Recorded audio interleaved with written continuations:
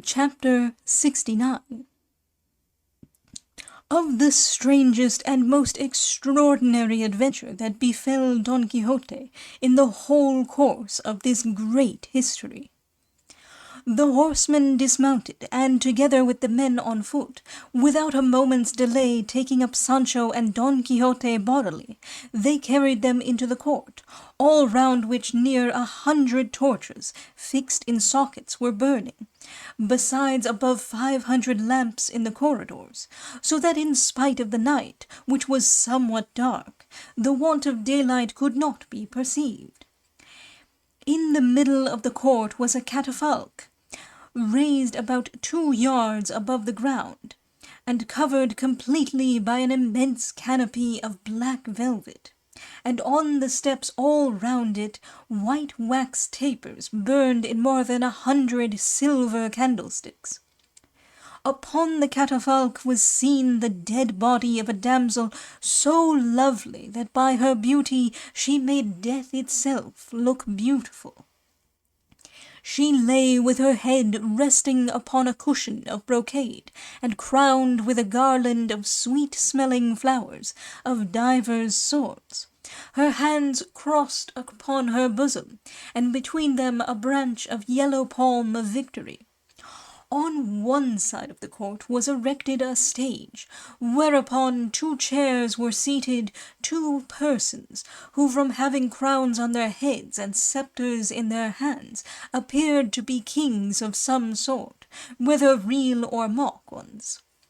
By the side of this stage, which was reached by steps, were 2 other chairs on which the men carrying the prisoners seated Don Quixote and Sancho, all in silence, and by signs giving them to understand that they too were to be silent. Which, however, they would have been without any signs, for their amazement at all they saw held them tongue-tied.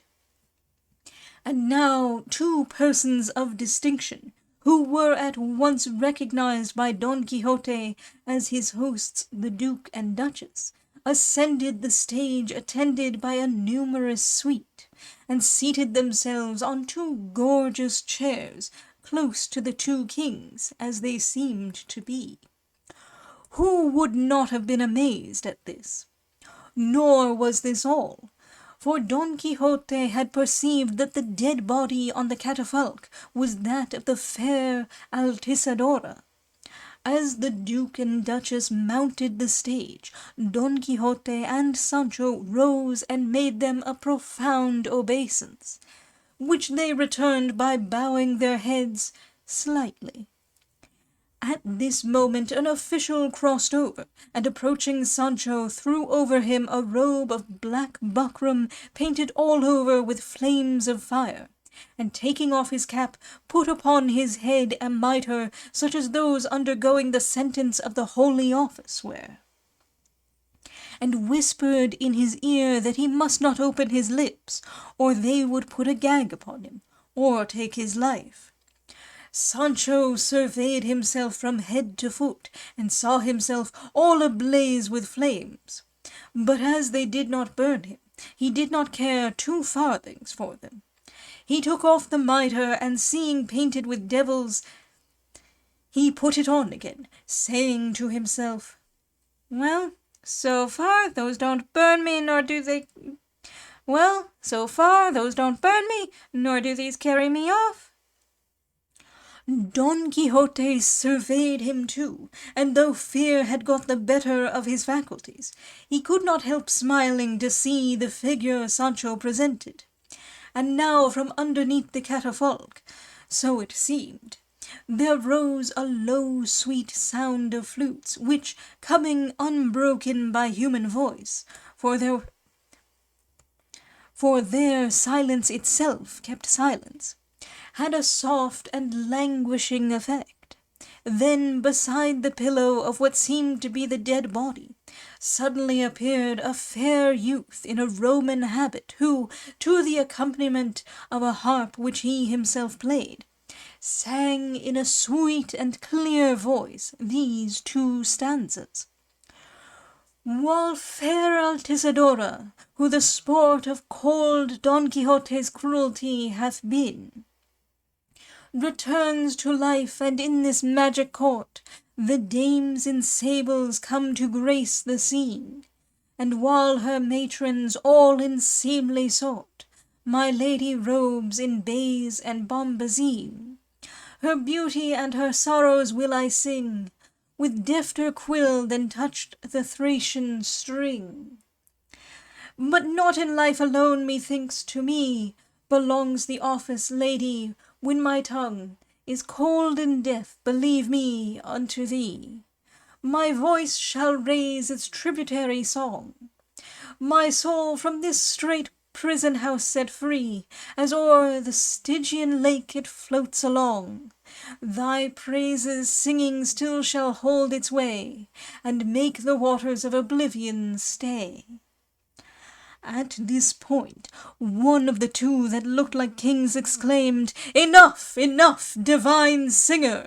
It would be an endless task to put before us now the death and the charms of the peerless Altisidora, not dead as the ignorant world imagines, but living in the voice of fame and in the penance which Sancho Panza, here present, has to undergo to restore her to the long-lost light. Do thou, therefore, O Rhadamanthus, who sittest in judgment with me in the murky caverns of Dis, as thou knowest all that the inscrutable fates have decreed touching the resuscitation of this damsel, announce and declare it at once, that the happiness we look forward to from her restoration be no longer deferred.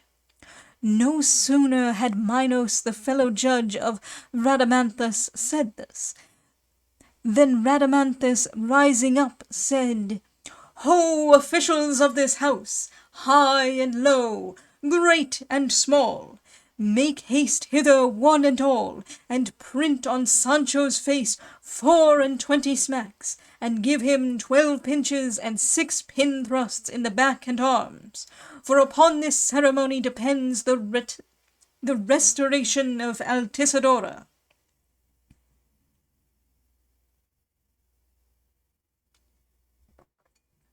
On hearing this, Sancho broke silence and cried out, By all that's good, I'll as soon let my face be smacked or handled as turn more. Body o' me, what has handling my face got to do with the resurrection of this damsel? The old woman took kindly to the blitz.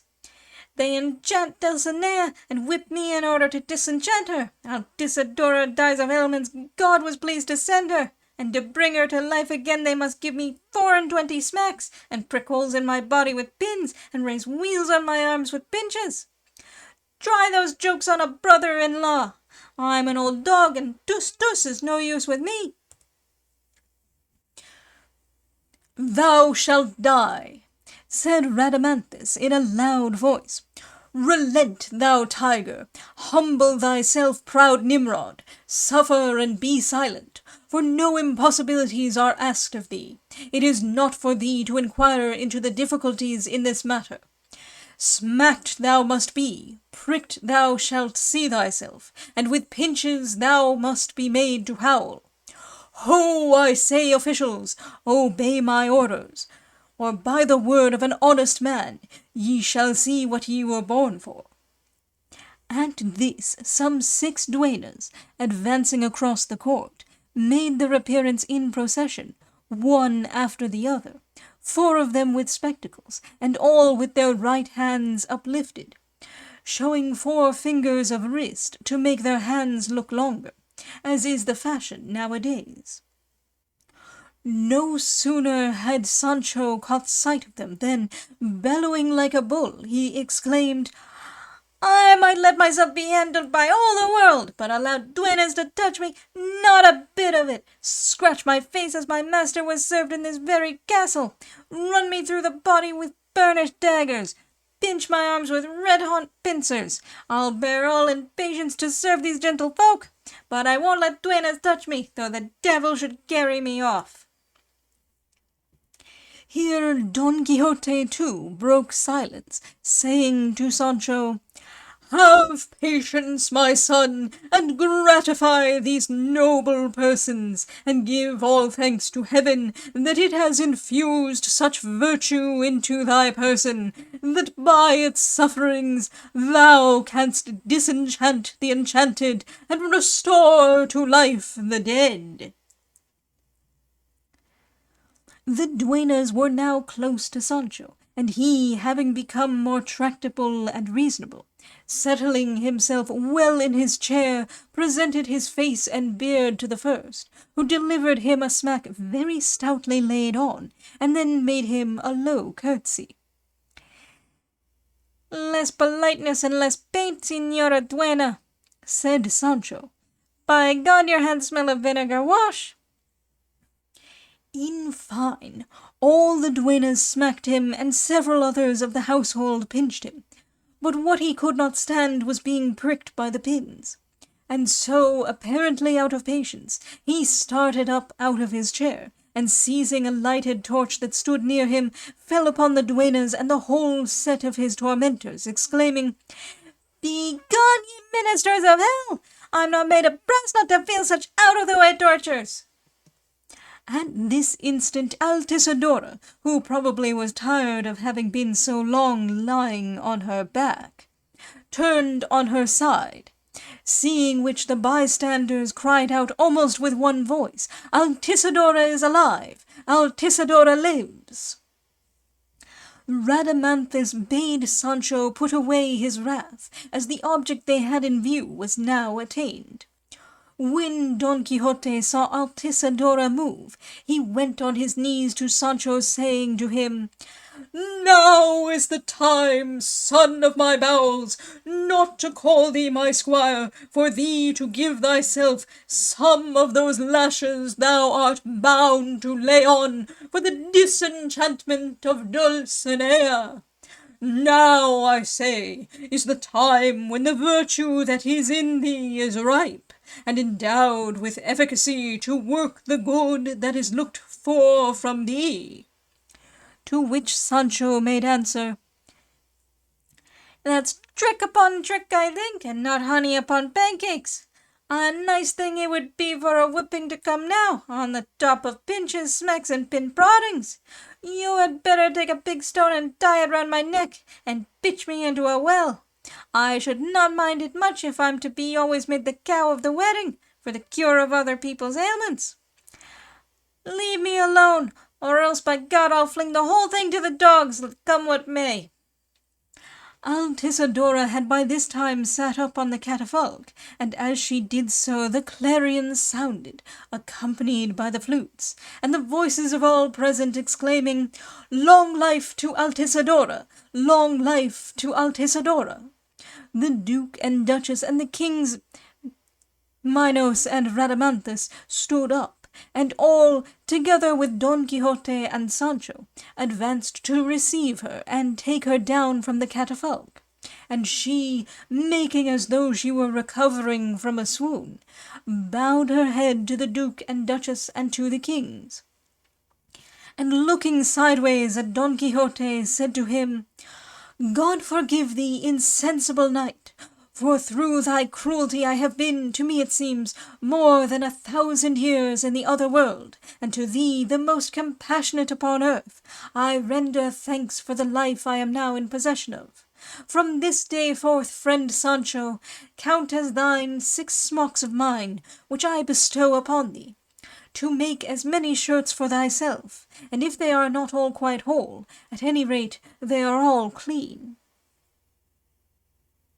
Sancho kissed her hands in gratitude, kneeling, and with the mitre in his hand. The Duke bade them take it from him, and give him back his cap and doublet, and remove the flaming robe. Sancho begged the Duke to let them leave him the robe and mitre, as he wanted to take them home for a token and memento of that unexampled adventure. The Duchess said they must leave them with him, for he knew already what a great friend of his she was. The Duke then gave orders that the court should be cleared, and that all should retire to their chambers, and that Don Quixote and Sancho should be conducted to their old quarters. A branch of yellow palm of victory. The dried palm branch preserved from Easter Sunday that may be seen in almost every Spanish house.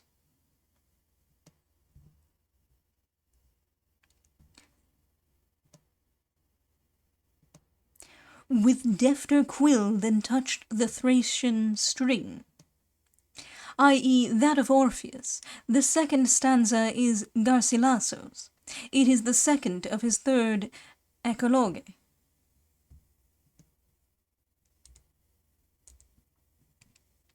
The old woman took kindly to the blitz. Proverb 244. In full it is, and did not leave green or dry. Spanish bledos, French blet, used in the South as a substitute for spinach. Try those jokes on a brother-in-law. Proverb 65. Tus tus is no use with me. Proverb 183.